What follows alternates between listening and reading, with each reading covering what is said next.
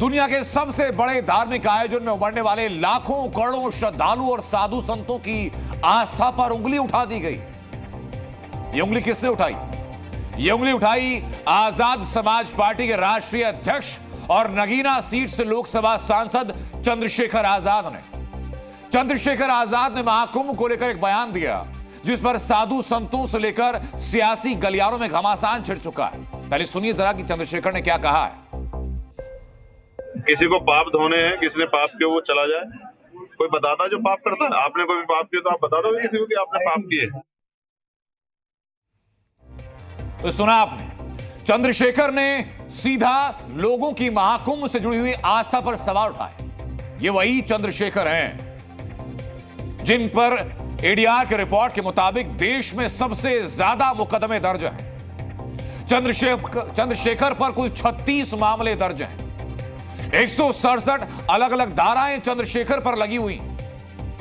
इनमें 78 धाराएं गंभीर मामलों में दर्ज हैं। चंद्रशेखर पर चोट पहुंचाने, हत्या के प्रयास करने, डकैती समेत अलग अलग थानों में ये सारे मामले दर्ज हैं, जिनकी पूरी लिस्ट मैं आपको दिखा रहा हूं।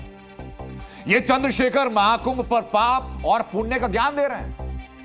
महाकुंभ में स्नान के लिए पहुंचने वाले करोड़ों श्रद्धालुओं को चंद्रशेखर पापी बता रहे हैं। तो उनके बयान पर महाकुंभ में पहुंचे संत कैसे मोर्चा खोल रहे हैं, ये दिखाता हूं आपको। किसी को पाप धोने हैं, किसी ने पाप किया वो चला जाए। कोई बताता जो पाप करता है? आपने कोई पाप किया तो आप बता दो किसी को कि आपने पाप किए। जो उसकी ही आत्मा गंदी, जो इसको गंदा बता रहा है। ये महापवित्र महाकुंभ है। ये रावण है, इसका काम रावण करने का राम जैसा है, इसको बहिष्कार किया जाए। कड़ी से कड़ी सजा मिलनी चाहिए, और नहीं तो हम लोग साधु लोग हैं, हम कड़ी सजा देना भी जानते हैं। माघ का पवित्र महीना, तीर्थराज प्रयाग की धरती और संगम का किनारा। 144 साल बाद महाकुंभ का संयोग। 13 जनवरी से लेकर अगले 45 दिनों तक संगम तट पर किया जाने वाला हर स्नान कल्याणकारी माना जा रहा है। लेकिन निर्दलीय सांसद और आजाद समाज पार्टी के मुखिया चंद्रशेखर आजाद का कहना है कि महाकुंभ में वही जाता है जिसने पाप किया है। उनके इस बयान पर साधु संतों ने मोर्चा खोल दिया है।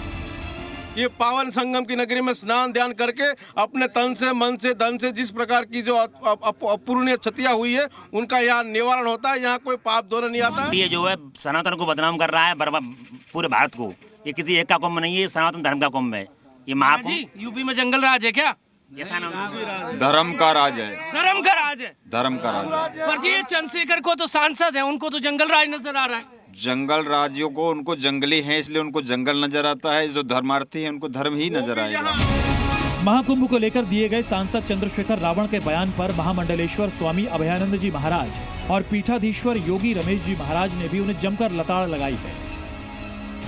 पाप और पुण्य की अभी उसको समझ नहीं है, उसको समझना पड़ेगा। माँ गंगा हमारी सबको पवित्र करती हैं। ये चंद्रशेखर जैसे लोगों को, ये दलितों को भटकाने का काम करते हैं। ये बहुत अशोभनीय है।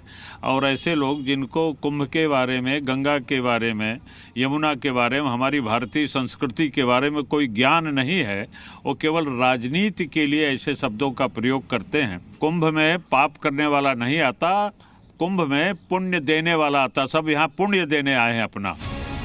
चंद्रशेखर ने न सिर्फ महाकुंभ को लेकर विवादित बयान दिया, बल्कि यूपी की कानून व्यवस्था पर भी सवाल खड़े किए, जिस पर बीजेपी सांसद साक्षी महाराज ने उन्हें जमकर सुनाया है। जिनके नाम के आगे रावण लिखा हुआ है तो अपने नाम के अनुरूप ही बयान देंगे।